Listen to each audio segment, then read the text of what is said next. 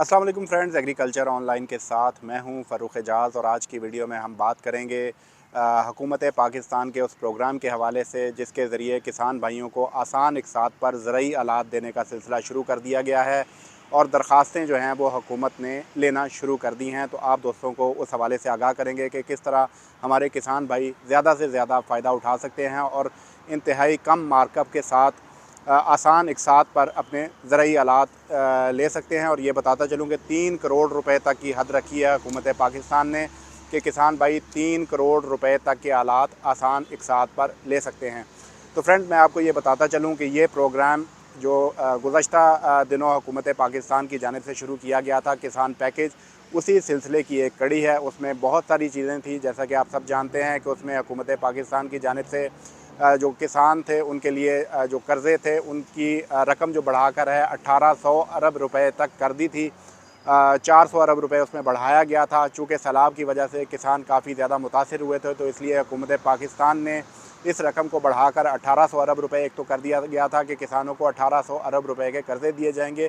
और इसके साथ ही साथ जो सैलाब की वजह से किसान मुतासिर हुए थे उनके जो कर्ज़े थे उनका मार्कअप जो है वो माफ़ करने के लिए हुकूमत ने 10 अरब 60 करोड़ रुपए जो हैं वो उसके लिए मुख्तस किए थे।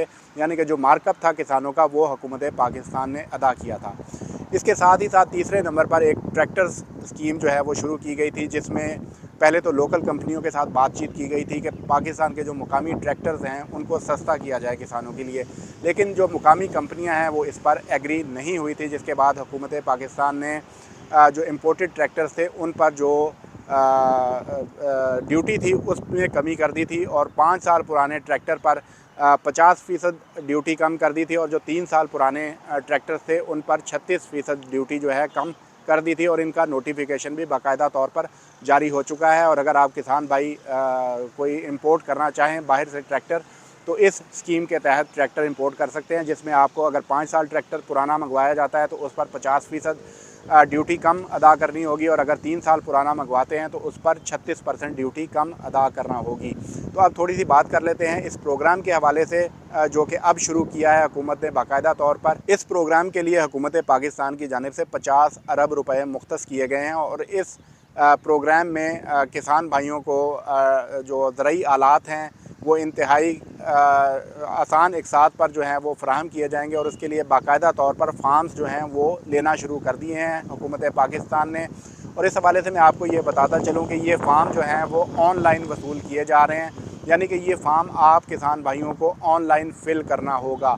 ये भी थोड़ा सा मैं आपको बताता चलूँ कि इसमें कौन कौन अप्लाई कर सकता है। इसमें जो पढ़े लिखे नौजवान हैं जो गांव देहात में रहते हैं और ज़राअत में अपना जो बिज़नेस है, एज अ बिज़नेस उसको अडॉप्ट करना चाहते हैं, तो वो इसमें अप्लाई कर सकते हैं। इसके साथ ही साथ जो ज़राअत में कंपनियां काम कर रही हैं वो इसमें अप्लाई कर सकते हैं। इसके साथ ही साथ सर्विस प्रोवाइडर्स जो हैं वो इसमें अप्लाई कर सकते हैं। सर्विस प्रोवाइडर्स का मैं आपको थोड़ा सा समझाता चलूँ कि वो लोग जिनके पास ज़मीन नहीं है लेकिन वो एग्रीकल्चर के बिज़नेस से वाबस्ता हैं, यानी कि उन्होंने कुछ ट्रैक्टर्स रखे हुए हैं या और अपने इस बिज़नेस को एक्सपेंड करना चाहते हैं, तो बग़ैर ज़मीन के भी आप सर्विस प्रोवाइडर्स की कैटेगरी में अप्लाई कर सकते हैं लोन को।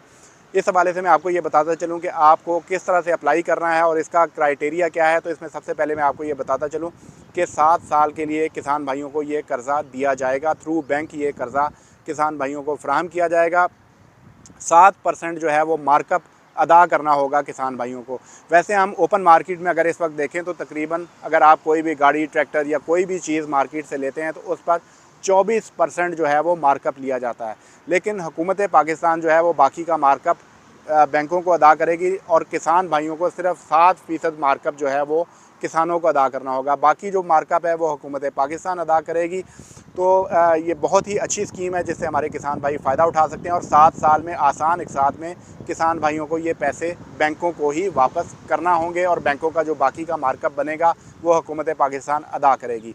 अब थोड़ा सा बात कर लेते हैं कि आप भाइयों ने किस तरह से अप्लाई करना है इसको। तो जिस तरह से मैंने आपको बताया कि ये फॉर्म मुकम्मल तौर पर ऑनलाइन फ़िल होना है, तो आपको किसी को भी पैसे देने की ज़रूरत नहीं है। किसी भी पढ़े लिखे शख्स से आप बात करके उसके साथ बैठकर अपना फॉर्म फ़िल करवा सकते हैं। इस फॉर्म को फ़िल करने के हवाले से इस वक्त आप स्क्रीन पर जो वेबसाइट का एड्रेस है वो भी देख सकते हैं और मैं आपको बता भी देता हूँ www. pmyp.gov.pk/bankform/MSRSSFM। इस लिंक को आप ओपन करेंगे तो आप डायरेक्ट उस फॉर्म पर पहुंच जाएंगे जो कि आपने ऑनलाइन फ़िल करना है।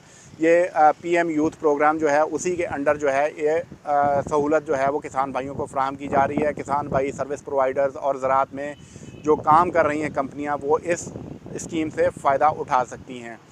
थोड़ा सा पहले मैं आपको ये बताता चलूँ कि किस किस चीज़ के लिए आप अप्लाई कर सकते हैं। तो उसके लिए मैं आपको ये बताता चलूँ कि एक तो आप ट्रैक्टर, दूसरा थ्रेशर, हार्वेस्टर, प्लांटर्स और इसके साथ ही साथ जो ग्रीन ड्रायर्स हैं, यानी कि अगर कोई ड्राइंग बिज़नेस में जाना चाहता है, जिस तरह से फ्रूट्स की ड्राइंग होती है, सब्जियों की ड्राइंग होती है, तो उस बिज़नेस में जाना चाहता है तो वो ड्रायर्स के लिए जो है वो अप्लाई कर सकता है। तो इन तमाम कैटेगरीज़ को जो है वो फ्राहम किए जाएंगे कर्जाजात, और तकरीबन 3 करोड़ रुपए का कर्ज़ा जो है वो हासिल किया जा सकता है थ्रू बैंक। जैसा कि अब आप फॉर्म अपनी स्क्रीन पर देख सकते हैं कि जो वेबसाइट का एड्रेस मैंने आपको बताया, उस वेबसाइट पर आप जब क्लिक करेंगे तो आप इस पेज पर, जो आप अभी इस वक्त अपनी स्क्रीन पर देख रहे हैं, आप इस पेज पर पहुंच जाएंगे। इस पेज पर पहुंचने के बाद सबसे पहले पेज पर आपको नज़र आ रहा है कि आपने अपना आईडी कार्ड और उसके तारीख़ इजरा, यानी कि जिस डेट को आपका शनाख्ती कार्ड जारी हुआ है वो आपने फ़िल करना है। और एक बात का ख्याल रखना है कि आपने अपनी तमाम मालूमात जो हैं वो दुरुस्त फराहम करनी है, चूँकि इस तमाम डाटा का जो वेरिफ़िकेशन है वो थ्रू नादरा होनी है। तो इसलिए अगर कोई गलती होगी तो आप अपने जो हदफ जो है वो उसको हासिल नहीं कर सकेंगे, यानी कि आप अहल नहीं हो सकेंगे कर्ज़ा हासिल करने का। तो इसलिए आपको इन तमाम चीज़ों का ख्याल रखना है कि आप जो भी मालूमात वहाँ पर फ्राहम करें वो बिल्कुल दुरुस्त हों। जब आप अपना आईडी कार्ड और अपने आईडी कार्ड की तारीख़ इजरा फ़िल करेंगे तो उसके बाद आप नेक्स्ट पेज पर क्लिक करेंगे। नेक्स्ट पेज पर क्लिक करेंगे तो उसके बाद एक और पेज आपके सामने ओपन हो जाएगा।